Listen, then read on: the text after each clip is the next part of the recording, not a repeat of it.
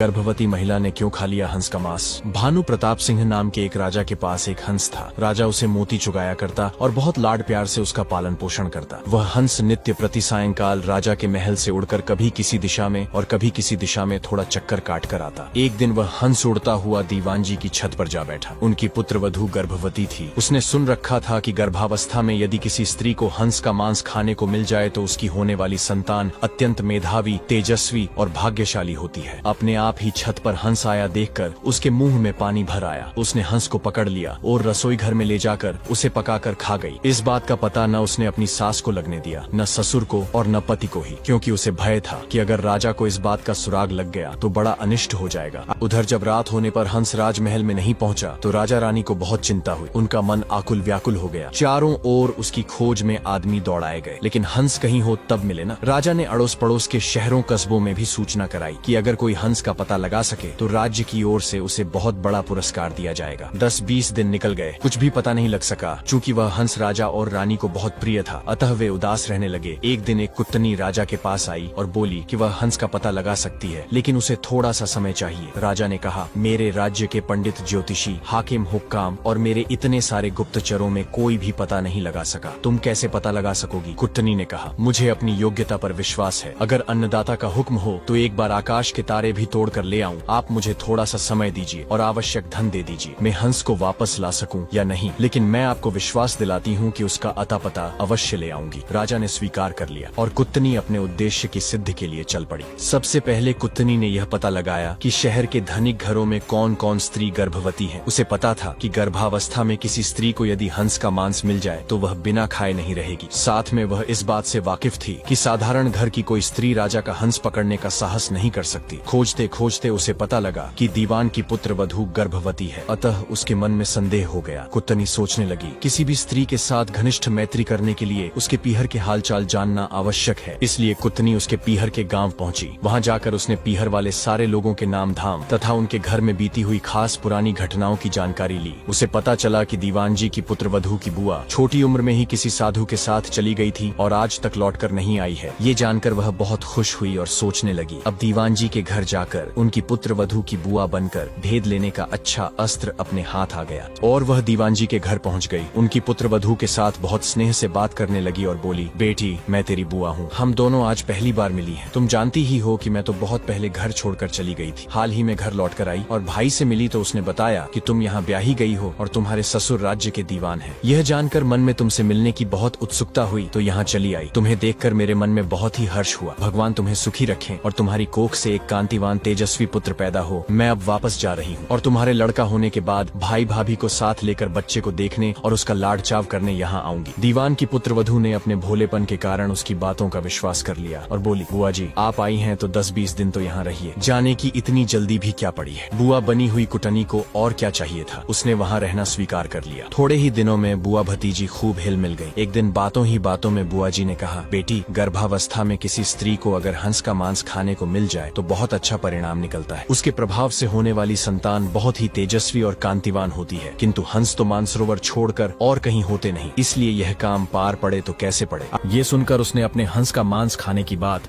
बुआ जी को सहज भाव से बता दी। सुनकर बुआ ने कहा, तुमने जो कुछ किया वह बहुत अच्छा किया, किंतु तुम किसी के सामने इस घटना का जिक्र मत करना। कुछ दिन बीत गए, तब बुआ जी ने कहा, बेटी, अगर भगवान के सामने तुम हंस खाने की बात स्वीकार कर लो तो हंस की हत्या का पाप सिर से उतर जाएगा। पास के मंदिर में भगवान के सामने सारी घटना बताकर अपराध स्वीकार कर लो। उसने ऐसा करना स्वीकार कर लिया। कुत्तनी लुक छिपकर राजा के पास पहुंची और बोली, आपसे वादा किया था, उसके अनुसार हंस का अता पता लगा लाई हूँ। ऐसा कहकर उसने सारी घटना राजा को बताई। राजा ने कहा, इसका प्रमाण क्या है? वह बोली, कल सुबह सूर्य उदय से पहले आप मंदिर में आ जाएं और हंस खाने वाली स्त्री अपना अपराध स्वीकार करेगी। स्वयं अपने कानों सुन ले। राजा ने ऐसा करने की हाँ भर ली। अगले दिन राजा मंदिर में बड़े से ढोल के पीछे छुप गया और बुआ भतीजी मंदिर पहुंची। मंदिर का पट खुला था। पुजारी और दूसरा कोई भी व्यक्ति वहाँ नहीं था। बुआ जी बोली, हाँ तो बेटी, क्या बात हुई थी उस दिन? दीवान की पुत्रवधू ने घटना आरंभ की। वह थोड़ी सी घटना ही कह पाई थी कि कुत्तनी ने सोचा, राजा ध्यान पूर्वक सुन तो रहा है ना, इसीलिए वह ढोल की तरफ इशारा करके बोली, ढोल रे ढोल, सुन रे बहू का बोल। उसका इतना कहना था कि भतीजी का माथा ठनका। उसे वहम हो गया कि हो ना हो दाल में कुछ काला है। मालूम होता है मैं तो ठगी गई हूँ। वह चुप हो गई। बुआ बोली, हाँ तो बेटी, आगे क्या हुआ? इस पर भतीजी बोली, उसके बाद तो बुआ जी मेरी आंख खुल गई, सपना टूट गया। ज्यों ही भतीजी की आंख खुली त्यों ही बुआ जी की आंखें भी खुली की खुली रह गईं। उसके पांव तो भतीजी से भी भारी हो गए और उसके लिए उठकर खड़े होना भी मुश्किल हो गया।